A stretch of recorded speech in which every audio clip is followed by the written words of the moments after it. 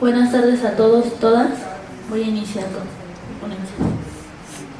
Para la siguiente investigación, seleccioné una serie de litografías producidas por Constantino Escalante, pertenecientes al periódico La Orquesta, tituladas El Mundo al Revés. El formato del periódico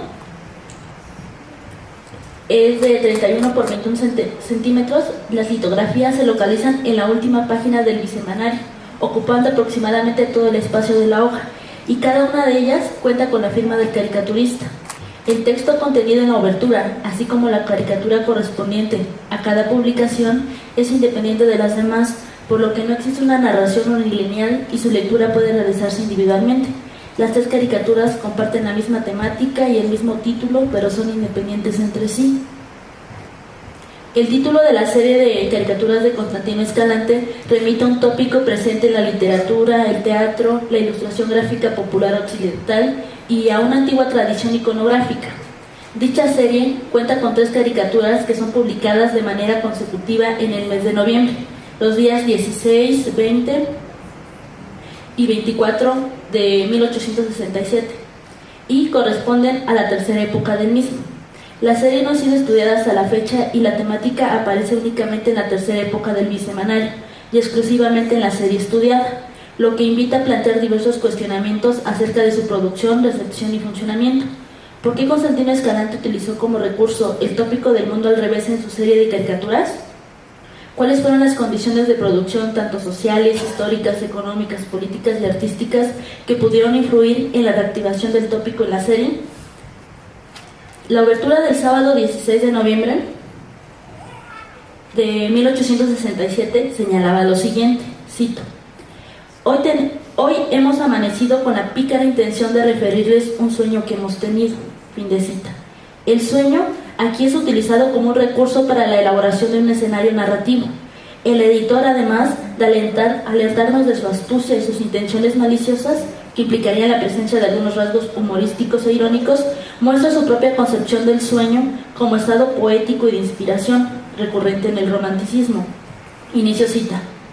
El sueño ha dado origen a tantos argumentos, ya de comedias, ya de novelas, que desde Santa Teresa de Jesús, que se soñaba en el cielo, y Quevedo en el infierno, hasta Solórzano I, el mentado protagonista de Viaje al Oriente, comedia de Cuellar. Cierro cita. Más adelante, el editor describe el escenario onírico del que es espectador, no sin antes hacer visible la conciencia de su papel dentro del sueño, donde él es perceptor de una realidad invertida. Inicio cita. Soñaba yo que me encontraba en el mundo, pero en un mundo en que ni era ni había nada tal como es, sino que era todo tal como no es. Fin de cita. Del mismo modo, hace patente una imposibilidad de raptar lo soñado. Inicio cita. Vi muchas cosas, y que todas quisiera contarlas. Con solo las que recuerde se podrán formar una idea de cómo andaban por acá las cosas. Fin de cita. La subversión de lo cotidiano y la distorsión de la realidad se encuentran presentes en esta caricatura con una función satírica, crítica y metafórica. La imagen muestra la inversión de papeles sociales y del orden natural de las cosas. Es así como se representa la adopción o apropiación por parte de animales u objetos de actividades o prácticas humanas. El cambio en el orden lógico de las jerarquías o de los estamentos sociales es común en el tópico del mundo al revés. Sin embargo, la jerarquización no está totalmente invertida en la litografía de Escalante, ya que Benito Juárez conserva su estatus jerárquico, obteniendo un marcado protagonismo por su ubicación en la caricatura. Del mismo modo, llama la atención la inversión funcional hombre-silla del personaje, semejante a una auca realizada por José Noguera en 1822 titulada El Mundo al Revés. En dicha auca, Vicente Plavivas aseguraba que la inversión representada por Noguera estaba relacionada con un emblema barroco. Inicio cita. Hombre hay que tanto se humilla que carga con una silla. Fin de cita.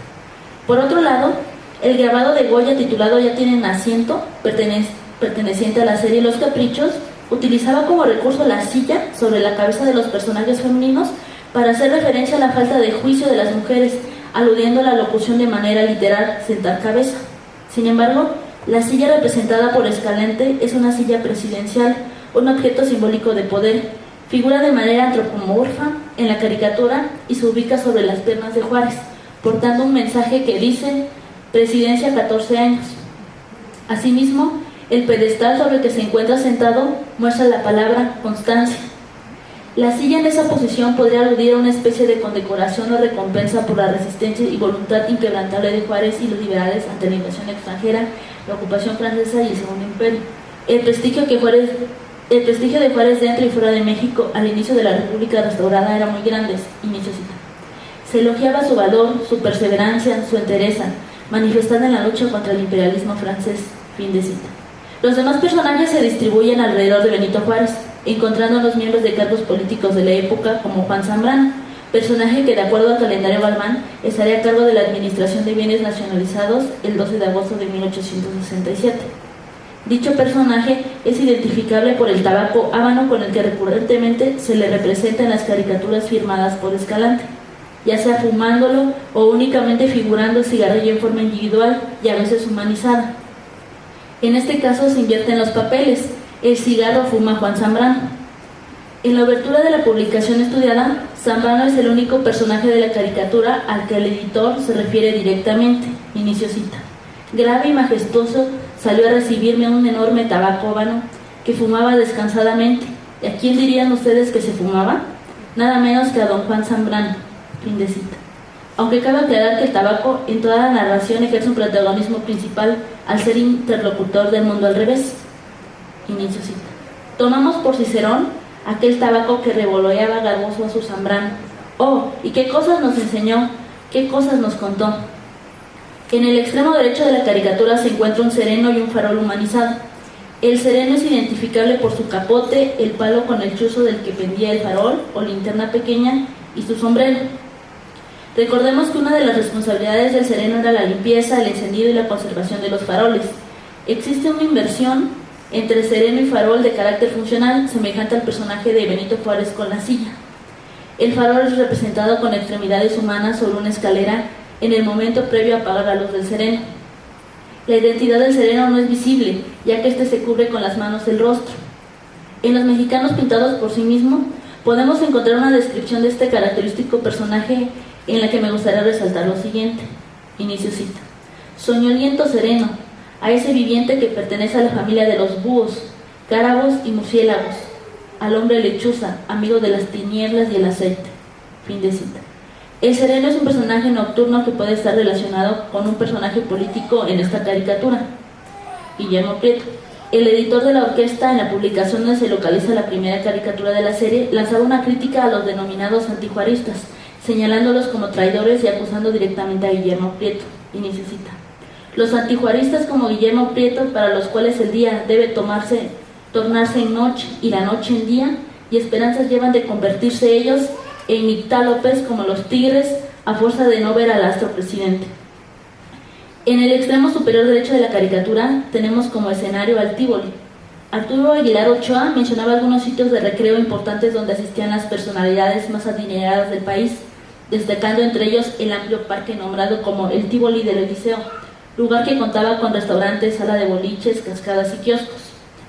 Por otra parte, el abundante corpus de crónicas en la prensa y en la literatura nos habla de la importancia del sitio, no solo como lugar de esparcimiento, sino como punto de encuentro político. La descripción por parte de Ignacio Manuel Altamirano sobre el Tívoli revela el peso simbólico de dicho espacio. Inicio cita. Ahí se fraguaban planes, se hacían reconciliaciones y se combinaban ataques y defensas. Fin de cita. El Tívoli era un espacio configurado para la política y no es casual que Escalante representara o aludiera al sitio sin un propósito determinado. En la caricatura se pueden identificar a un comensal sentado en una silla que contiene la palabra Fortunet. El individuo porta un gorro tipo fez que lleva una borla, por lo que podemos identificarlo como un suavo, soldado argelino de infantería al servicio de Francia. El personaje se encuentra degustando en el comedor un platillo, sujetando con una sola mano el tenedor. Por otra parte, Clementina Díaz y de Obando señalaba que los suavos eran vistos por la prensa satírica como payasos de convite por su amplio calzón rojo. La crítica sobre el afrancesamiento de los mexicanos a raíz de la intervención se presentó en diversos periódicos de México, con tono satírico en 1865. El periódico La Sombra publicó el romance titulado Un año de intervención, con la intención de ridiculizar la adopción de costumbres francesas por parte de los mexicanos. Inicio cita. Estoy resuelto, querido. Voy a volverme francés. Martínez, nombre prosaico. Desde hoy firmo Martinet. Martinet es el nombre de una población francesa que se configura en la prensa mexicana como una parodia del mexicano. Posiblemente la palabra Fortunet tenga una alusión semejante. Es importante indicar que el Tívoli del Liceo tenía un cocinero francés llamado Agustín de Bar, que de acuerdo a algunas fuentes llegó en 1863. Al mismo tiempo se visualiza una copa con extremidades humanas, portando una servilleta en modo de mesero y con expresión molesta mirando hacia un tazón en el que se visibiliza la palabra convidados, y que contiene a 3 personajes que por su vestimenta se pueden asociar con personajes políticos o empresarios, ya que eran los que regularmente asistían a este tipo de lugares. Los personajes no son reconocibles, uno se encuentra de espaldas y otro más expresa desesperación al hallarse dentro de un espacio reducido por el banquete del suave. El ministro de Justicia y Hacienda, puesto al que renunciaría el 28 de diciembre de 1867, José María Iglesias, es representado en el extremo izquierdo de Juárez, mientras es sujetado por la figura esquemática y humanizada de una cartera. El personaje Benito Juárez aparece en 2 ocasiones. En la segunda, su dimensión es menor y es representado sentado retratando a Constantino Escalante sobre un caballete. Se tienen noticias de la desvinculación de los caricaturistas con la Academia de San Carlos, así como la formación de estos dentro de los talleres litográficos. Sin embargo, Escalante, antes de ingresar como caricaturista a la orquesta, ejercía el oficio de retratista en un taller propio y participaría en una exposición bienal en 1855 con un retrato al óleo de Pedro Pica. En este caso, las inversiones, en este juego de inversiones realizado en la caricatura, el retrato funciona como un espejo, como un instrumento para la construcción del personaje que cada uno ha de representar en el Teatro Mundi, un tópico que concibe al mundo como teatro. Escalante se ve reflejado en aquel mundo distorsionado y caótico, en donde él es un personaje más que figura en la caricatura. No voy a mencionar los demás personajes por la falta de tiempo, pero quiero resaltar algunas cosas. La obertura señalaba que los antijuaristas se negaban a mirar a Juárez y a denominar a este último como un astro, aludiendo muy posiblemente a la sobresaliente figura de Juárez al inicio de la República restaurada. Inicio cita. A fuerza de no ver al astro presidente, que llamar al sol astro rey es muy conservador y puede producirnos cuando menos la vigilancia de la policía, el caricaturista representa a una luna, que sería el equivalente femenino y contrario del sol. La luna es alumbrada por un ser sobrenatural que sostiene una vela. Ambos son elementos que proporcionan iluminación a la manera de acto teatral del siglo XVI y XVII. El tópico del mundo al revés tiene antecedentes en el teatro cómico y en los dramas barrocos. La luz artificial en los escenarios generalmente aparecía cuando la luz natural estaba ausente. Las velas fueron instrumentos que se colocaban en el fondo escenográfico con la intención de satisfacer las necesidades de visibilidad. La derrota de las fuerzas imperiales de Maximiliano de Habsburgo modificaron significativamente las circunstancias políticas del país en 1867. Con el triunfo del grupo liberal republicano se llevó a cabo la restauración de la estructura política estatal y nacional. Sin embargo, tras la invasión extranjera, la ocupación francesa y el Segundo Imperio, México no se encontraba en las mejores condiciones, surgiendo problemáticas como el desempleo, la deuda pública, la tesorería en bancarrota, la carencia de vías de comunicación, etc. De acuerdo a Fernando Gutiérrez Baños, el tema del mundo al revés no es privativo de una determinada área ni de una determinada época, ya que este tema se manifiesta en esferas específicas según el momento y con una naturaleza determinada. El autor asegura que en la cultura barroca española dicho tema estaba ligado con el sentimiento de inestabilidad y con un espíritu de amarga melancolía. Por otra parte, Vicente Pla Vivas subrayaba la repopularización del tema en el siglo XIX. Estaba enfocado hacia una utilización retórica, como discurso moralizante y educativo, dirigido hacia la intervención política. El caricaturista utiliza la inversión de oposiciones binarias para construir un mundo ficticio, utópico, ilógico y carnavalesco por medio de una estética preestablecida en el tópico del mundo al revés. Constantino Escalante reactiva el tópico para lanzar una crítica al gobierno juarista, representando de manera irónica la caótica situación de México a finales de 1867. Y mediante la aparición de su autorretrato en la caricatura, la imagen opera de manera semejante a la risa medieval, misma que sugiere una parodia enfocada a satirizar a los propios burladores, borrándose así la barrera entre el personaje y el espectador. Gracias.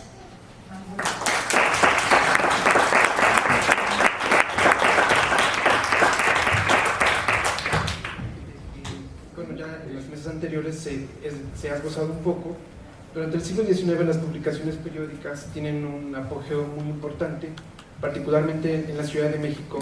En las décadas de 1820 y sobre todo en 1830, la prensa adquiere un carácter en la vida cotidiana de los mexicanos, eso sí, para las personas que sabían leer.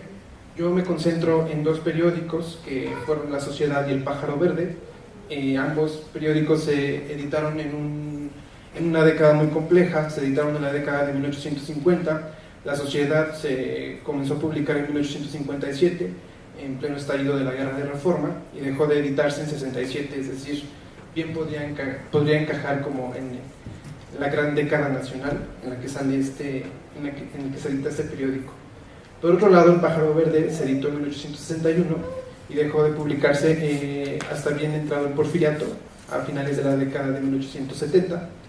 Es decir, este último periódico pues tiene un poco de más larga duración, sobrevive a los años del Imperio. En fin, también quiero explicar brevemente que la prensa conservadora es aquella que se perfila, que vela sobre todo por los intereses católicos, morales, sobre todo religiosos. En 1830 se puede decir que ya la prensa conservadora opera como medio, sobre todo los periódicos operan como la palestra de las ideas de los emergentes grupos políticos que surgen en esos años, como los conservadores y los liberales.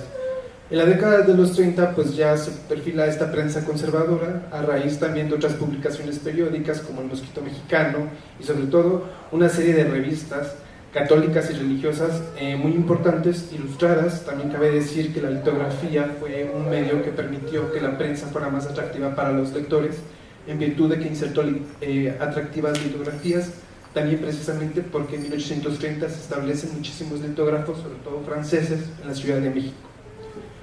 Los editores impresores conservadores, al menos los que yo trabajo en este texto, se ubicaban sus imprentas y sus librerías en lo que hoy es actualmente el portal de Agustinos, a un costado de la Plaza Mayor, de Zócalo. Entonces, durante el siglo XIX, los suscriptores podían acudir a estas librerías para adquirir los periódicos o bien llegaban a sus casas.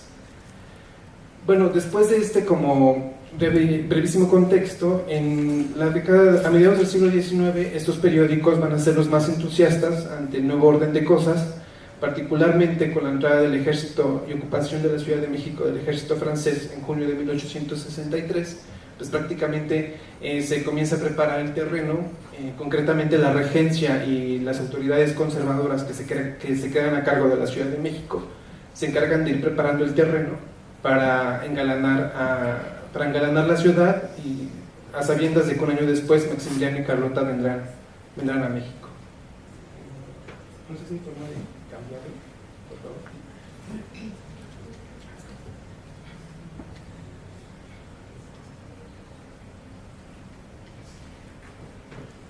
Bueno, esta breve presentación la divido en dos segmentos. Uno es hablar un poco del discurso que preparan los impresores editores de la prensa conservadora, y la segunda parte la titulé La arquitectura efímera de la recepción, que es precisamente el ambiente festivo que adquiere la Ciudad de México ante el advenimiento de los emperadores. A principios de 1864, cuando los emperadores todavía no llegaban, ellos llegan en junio. La Sociedad y El Pájaro Verde insisten de manera constante a sus lectores que se adhieran, y yo creo que también no tenían como mucha elección, puesto que la ciudad estaba sitiada, estaba el ejército liberal pues estaba itinerante. Entonces la Ciudad de México está prácticamente en manos de las autoridades conservadoras, de ahí que estos impresos jueguen un papel relevante en el sentido de que publican de manera constante los programas, las medidas y todas las indicaciones que está emitiendo la regencia para que la ciudad comience a engalanarse. Estas imágenes son unas litografías, a decir de Peter Burke. También es importante que los historiadores se detengan a analizar las imágenes, no solamente utilizarlas como elementos de adorno. Es preciso también detenerse un poco al análisis de los símbolos, en fin, una lectura visual, por así decirlo. La sociedad regaló a sus lectores un álbum litográfico que se tituló Advenimiento de Maximiliano y Carlota, en el cual introdujo varias litografías que son estos arcos que se levantaron en la capital en junio de 1864. Bueno, por cuestiones de tiempo, voy a explicarlas muy rápido. Todos estos arcos comenzaron a erigirse días antes de que ellos entraran, a principios de junio, y colaboraron alumnos y profesores de la Academia de San Carlos. Posteriormente pasó a ser Academia Imperial de San Carlos. También participaron las señoras mexicanas, sobre todo las señoras de la alta sociedad, para el adorno del arco de Carlota. Bueno, se erigió en la calle de Plateros el arco del emperador y en todo el cortejo imperial estos arcos.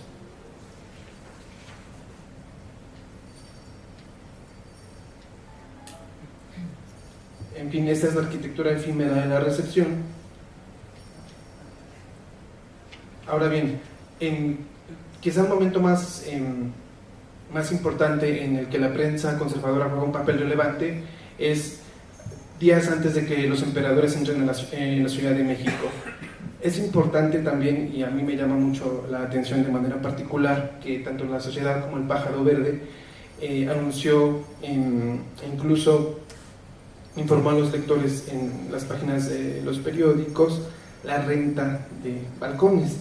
Podría sonar un poco como, no sé, extravagante o, en fin, pero sí es verídico. Incluso en un libro de cuentas de Hacienda se registran todos estos gastos, todas las ganancias que dejaron el alquiler de los balcones.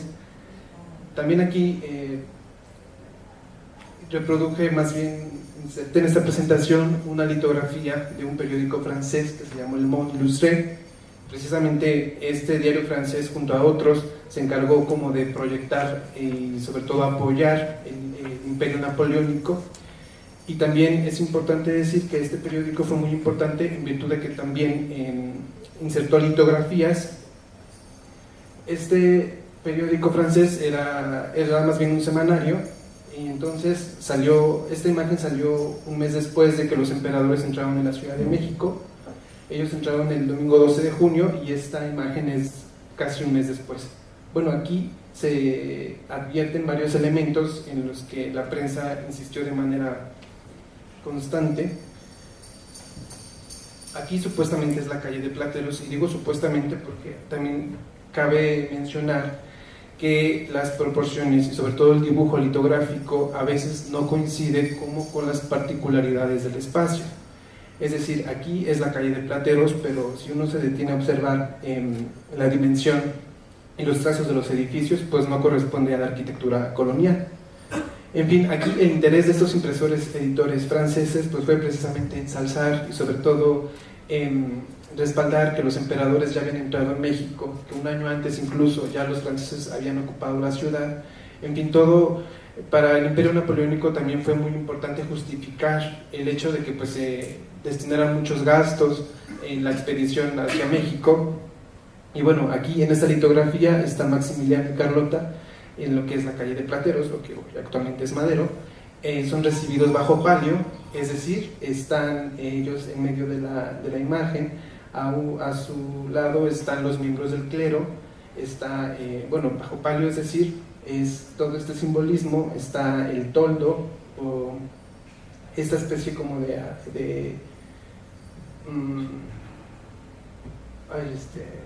es el toldo, y si uno se detiene a visualizar como los símbolos sobre este pedazo de manta, pues se encuentra, se percibe el águila imperial. Es el águila mexicana. También las varas que sostienen este toldo, pues en las puntas están las águilas mexicanas, y en fin, se aprecia a las personas en los balcones y todo lo que repercutió la recepción. También es importante decir que estos periódicos franceses circulaban en México a raíz de que aquí en la ciudad había gabinetes de lectura, particularmente en un estudio que se acaba de hacer sobre un gabinete de lectura que encabezó un francés, Isidoro de Pau, que se ubicaba en lo que hoy es Isabel la Católica. Circularon todos estos impresos y también circuló el Mundo Ilustrado. Bueno, la importancia de la prensa consiste precisamente en que en el momento del imperio, pues estos periódicos conservadores van a apoyar de manera directa todo el proceso del gobierno de Maximiliano. Ya al momento pues, en el que se desmorona el imperio, ya van cambiando como las posturas, pero lo que yo aquí quiero es que noten es que en un principio, pues tanto la sociedad como el Pájaro Verde sí depositaron todas sus esperanzas en el gobierno de Maximiliano, aunque después los resultados fueron otros. Por último, ya para ir cerrando también, me llamó la atención un fragmento del periódico La Sociedad, días después a la entrada de Maximiliano y Carlota, en donde dice: México nunca se había visto tan adornado e iluminado como esa vez. Aún la mayor parte de los liberales que hasta aquí se habían abstenido de manifestaciones de este género han puesto cortinas y luces en sus casas. Algunas habían sido muy austeras y otras demasiado magníficas, pero eran muy pocas y sirvan para patentizar lo libre y espontáneo de las demás. No ha habido aquí orden suprema, lo que hay es que el imperio y el emperador ganan terreno en los corazones. A la vuelta de pocos meses, los hombres de ideas más adversas, todavía el nuevo orden de cosas, al nuevo orden político, se jactarán de ser sus partidarios. Las cortinas y luces han seguido ayer y seguirán hoy, último día de la fiesta de la llegada de sus majestades imperiales. Muchas gracias.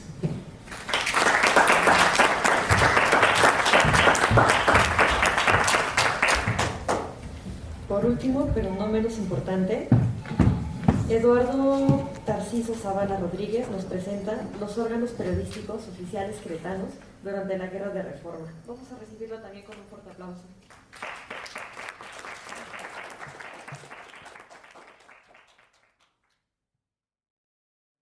Básicamente es un extracto de la tesis de maestría que presenté hace unos ayeres, y bueno, en la que sobre todo abordé los periódicos oficiales del estado de Querétaro de 1846, que es cuando se funda el primero, hasta 1867, cuando se empieza a publicar lo que se conoce como La Sombra de Arteaga, y con esto empezaré.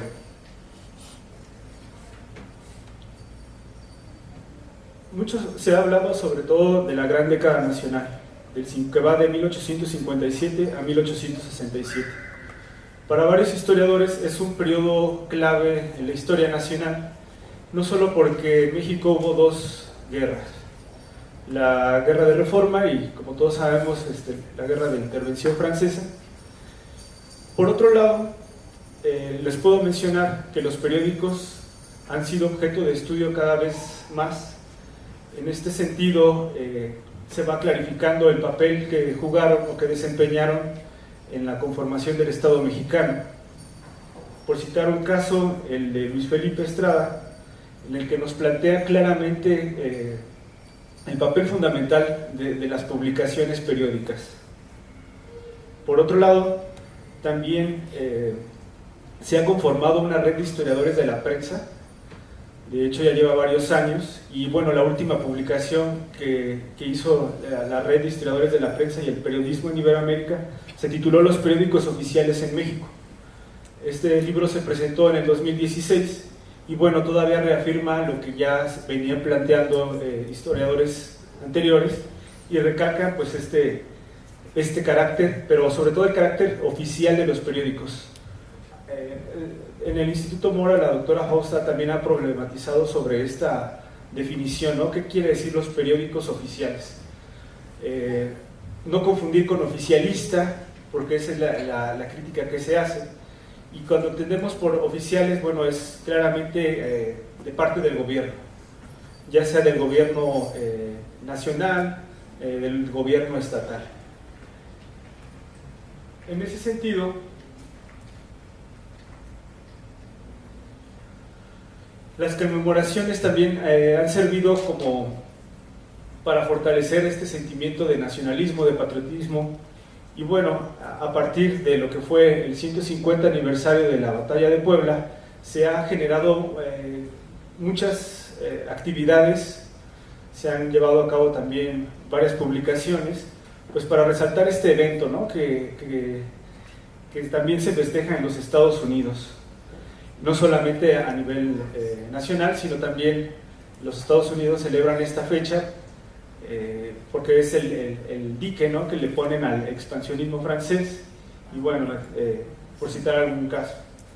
Por otro lado, también en otros recintos como el de homenaje a Benito Juárez, también se han llevado otras actividades desde el 2015 y desde antes, mucho antes, pero sobre todo en el 2015 también se llevó a cabo un coloquio al cual se le denominó Horizontes en Disputa a 150 años del Segundo Imperio y la Resistencia Republicana, en el cual también varios de los de aquí probablemente también asistimos a ese evento, y sobre todo lo menciono o lo traigo a colación porque al parecer es una temática que, si ya bien estuvo en boga por lo menos los últimos 5 años, y se ha generado una gran producción historiográfica, pues la temática no termina de explorarse.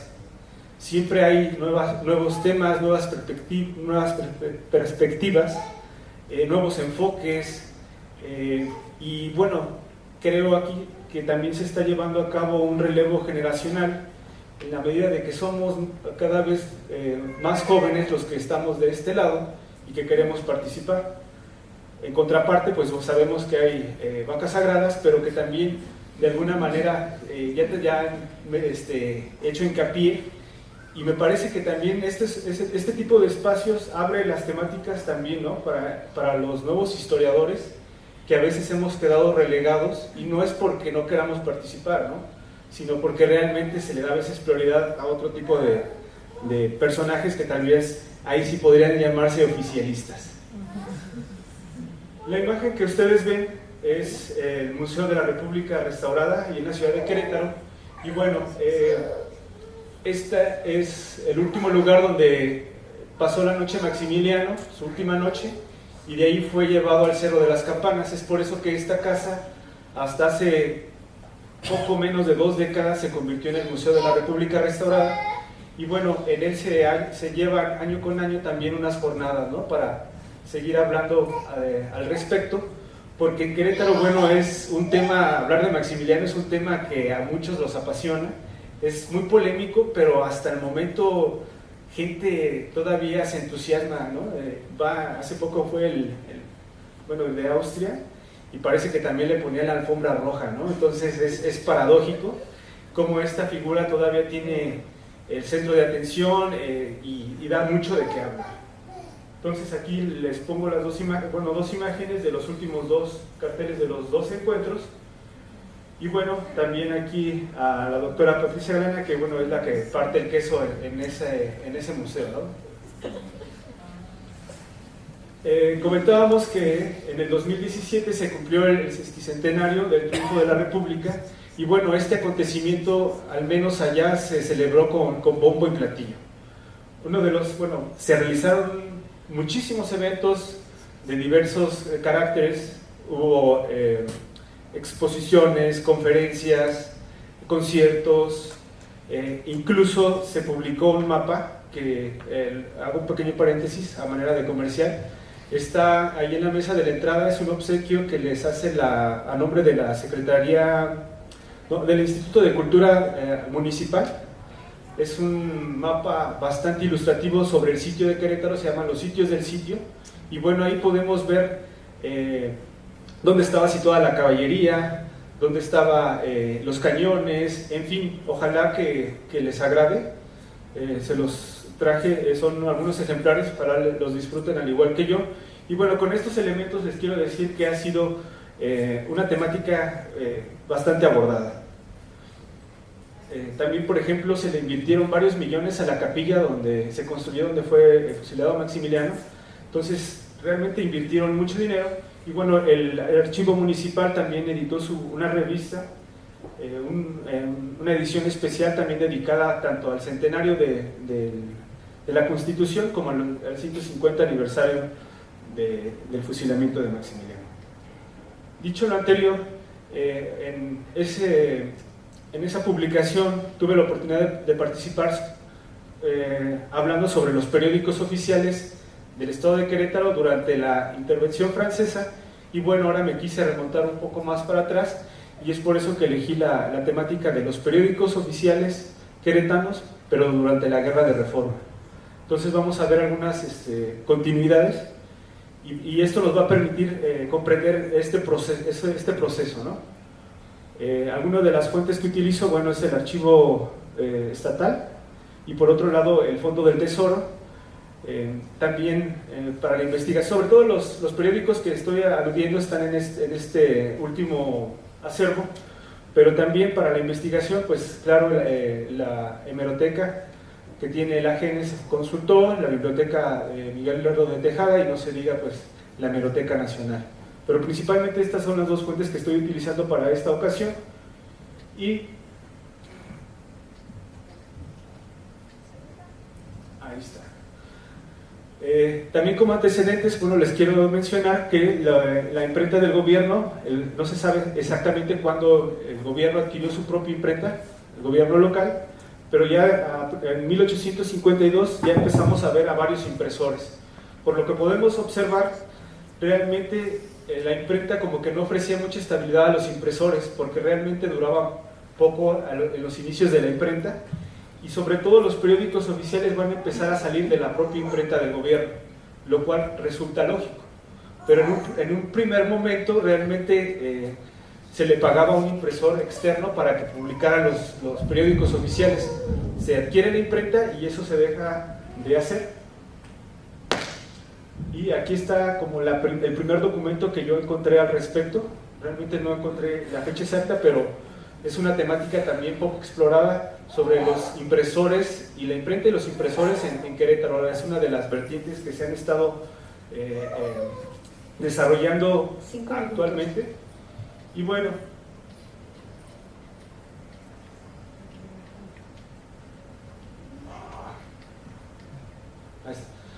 principalmente son dos personajes los que quiero resaltar. A Arteaga, a muchos los van a conocer, el liberal, y bueno, el ícono del conservadurismo queretano, Tomás Mejía. Bueno, ahí podemos ver su firma, y bueno, ellos entraron en una enemistad bastante enérgica. Ambos habían participado en la guerra contra los Estados Unidos, ya hemos mencionado en las mesas anteriores sobre este papel, y bueno, aquí empieza a haber una enemistad. Prácticamente con este tipo de publicaciones, sobre todo la del lado derecho, que es posterior, en 1861, pues Arteaga es considerado como un liberal, un férreo liberal, al que gran parte de la población de Querétaro no lo quiere, pero otra parte también sí lo admira. Entonces, con estas dos publicaciones, quiero mencionarles que, bueno, la imprenta, se compra la imprenta y el gobierno se convierte en un promotor de la cultura impresa, y los eventos políticos, sobre todo políticos militares, son los que determinan la aparición y el surgimiento de las publicaciones oficiales. Es decir, que cuando está en un primer momento los liberales, empiezan a publicar el boletín oficial. De hecho, nada más se encontró un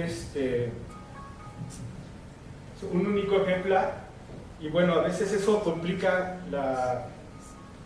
el hacer un análisis de un discurso, pero lo que sí queda claro es que cuando los liberales abandonan la ciudad de Querétaro, la abandonan tras un conflicto justamente que llega entre Arteaga y Tomás Mejía. Bueno, se empieza a publicar. Bueno, el primer término de la palabra también se publica durante el periodo de los liberales. Llega Tomás Mejía, y ¿qué hace? Bueno, Arteaga tiene que huir del estado, y Tomás Mejía poco empieza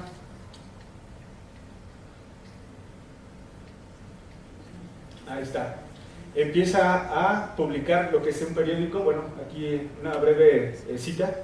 En Querétaro, Arteaga lanzó una proclama rechazando el plan de Tacubaya el 19 de enero del 58. Juárez se proclamó presidente de la República en Guanajuato, y los conservadores eligieron a Zuluaga. El apoyo de Querétaro a la causa liberal era tan solo el gobernante y sus fuerzas militares. Esto realmente nos queda claro porque la sociedad queretana pues es hasta la fecha conservadora. Entonces llega Tomás Mejía, se empieza a publicar lo que es El Orden, aunque no tenemos todos los números. En el primer número de los periódicos, por lo general, hablaban lo que era el prospecto, o lo que es un posicionamiento político en el cual expresaban abiertamente sus intenciones. Y en este caso no lo pudimos recoger, y lo que estamos aquí presentando es que los periódicos realmente se publican en 4 páginas, que era algo común, variaba entre 3 y 4 columnas. Hay algunos que sí establecían su periodicidad, algunos eran de manera semanal, hay otros que no lo son. Los precios varían, realmente en este caso no especifica, y el editor responsable de esta al menos es Vicente Gómez. 2 minutos. Y bueno, en estos periódicos, como La Idea Progresista, a veces aparece el epígrafe, la periodicidad, como les decía, pero en muchos casos, como lo comentó la doctora en la mesa anterior, a veces que es anónimo, ¿no? El trabajo realmente, de la mayoría de los casos, es bastante anónimo, y entonces como que no se quieren comprometer, ¿no?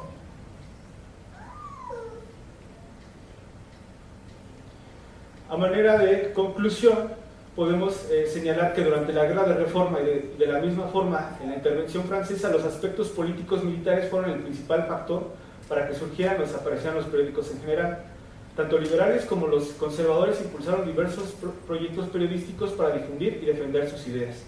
Con base en un discurso periodístico podemos afirmar que en el caso de los periódicos oficiales queretanos analizados, estos desempeñaron una doble función. Por un lado, legitimar a la autoridad en turno, y por el otro lado difundir la ley, la cual entraba en vigor al ser publicada en los órganos de carácter oficial. En las diversas secciones que compusieron el cuerpo periodístico de este tipo de publicaciones se encuentra una gran cantidad de información, no solo jurídica, sino también de diversa índole. A pesar de su corta periodicidad, y eso es lo que debemos de poner en atención, que realmente los periódicos en este periodo no llegaron a editarse por más de un año. Como vemos, es realmente un año, tal vez 2, en el caso de los conservadores, porque estuvieron más allí en Querétaro con el apoyo de la sociedad. La periodicidad es un poco mayor, pero realmente es interesante cómo es el que llega al poder, al gobierno, luego lo que hace, casi el segundo paso que da es publicar. Y no solo publicar, sino hacer uso de la imprenta, que es editar no solo decretos, no solo libros, no solo periódicos, sino una gran diversidad de impresos para consolidar a su gobierno. Finalmente, Arteaga muere en el 65 fusilado en la ciudad de Uruapan, Michoacán.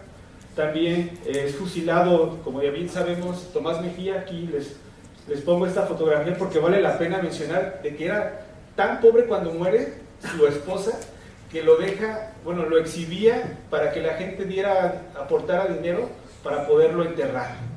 Entonces eso realmente es triste.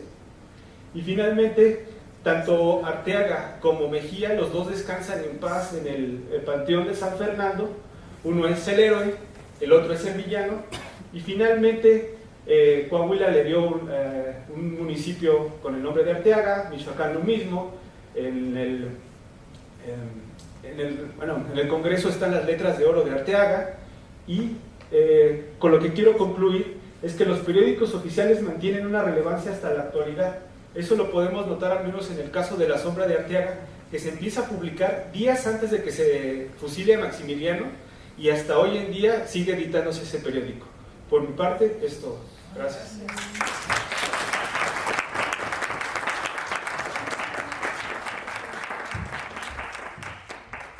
Agradecemos la participación de los ponentes y ahora